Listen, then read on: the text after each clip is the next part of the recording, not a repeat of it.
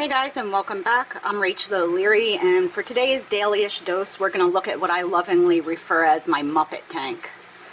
I also refer to this as my Algaescape, and people either love it or hate it, but it's quite honestly in my top 5 aquariums in the fish room. Now, just to recap, my friend Ricky Chawla is the one who originally designed this aquarium for me, though he certainly did not intend for it to be covered in algae. But he came down, hung out, and planted this aquarium for me. And it is a 20-gallon long that utilizes manzanita driftwood and tropica soil. And it's stocked with 6 betta imbelis, a wild species, some chili rasboras or Boraris brigitei, and the Danio tinwini or gold ring Danio. Now, a few months into the life of this aquarium, it's over a year old now, but a few months in it started to develop this algae on all of the botanicals, and this was intended to be a blackwater aquarium, but I haven't really kept up with dosing the rooibos because I'm out, and with stay-at-home orders I'm not going out to get something that isn't critically necessary for my fish. But as you can see, the algae has colonized everything but the plants, which is really interesting and inexplicable. And I get a lot of questions asking me how I got this algae, how I got it to grow where I want it, and I have absolutely no explanation other than that I just manually remove it from spots I don't want it, like the substrate.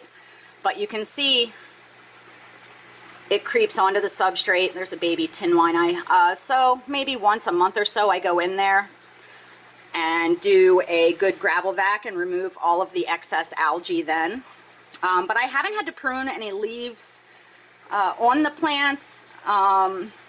It just has grown across all of the botanicals. There's tons of jungle pods in here and other sorts of pods, as well as the wood, and I think it's really neat. And I also have added some of this dwarf sag in here, and I think it's looking really cool going across the front. Now, the Danios in here I'll be pooling for summer tubbing. They're already breeding in here, but they're great little fish, so I'd like to pull them out to breed during summer tubbing. And at some point I need to get more chili rasboras. These are several years old at this point, and their numbers are starting to dwindle, though you can see they're obviously in very good health. They're just getting old. But all in all, there's something extremely satisfying about the appearance of this aquarium. Now, I do have that algae growing in the aquarium next door as well, which is my Poisilicherax weitzmani or black darter tetra tank. It's not nearly as satisfying in this one because it's mainly colonizing the substrate. But again, it's not really growing on the plants. So I'm not sure exactly what kind of algae this is. I should probably throw it under my microscope and take a look. But to be honest, I'm not that experienced with IDing algae. So I'm really not sure how helpful that would be.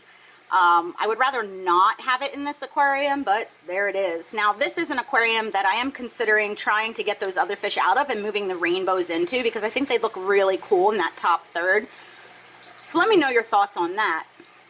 Just to give you a quick update on the fish in quarantine, let's go take a look.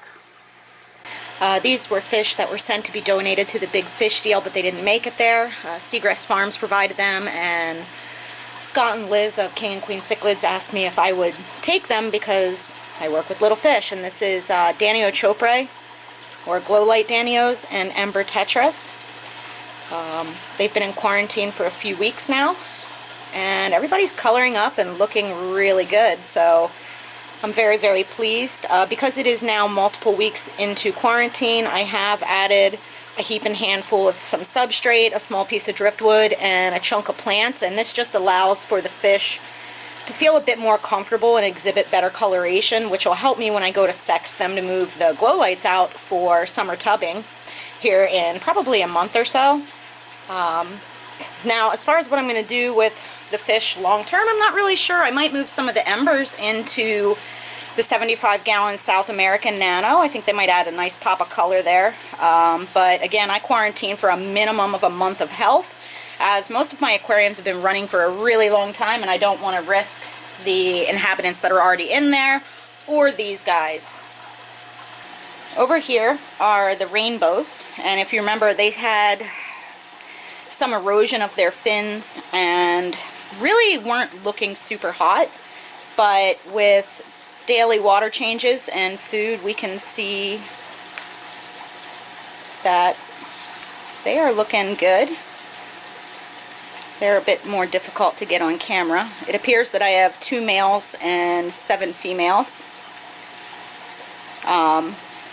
Now, I've summer tubbed with these guys before, with these pseudomugil rainbows, but historically I've had issues with them eating their eggs pretty relentlessly, so I'm not sure if I'm just going to use them for a project inside here, sell them once the stay-at-home orders are lifted, or what exactly I'm going to do.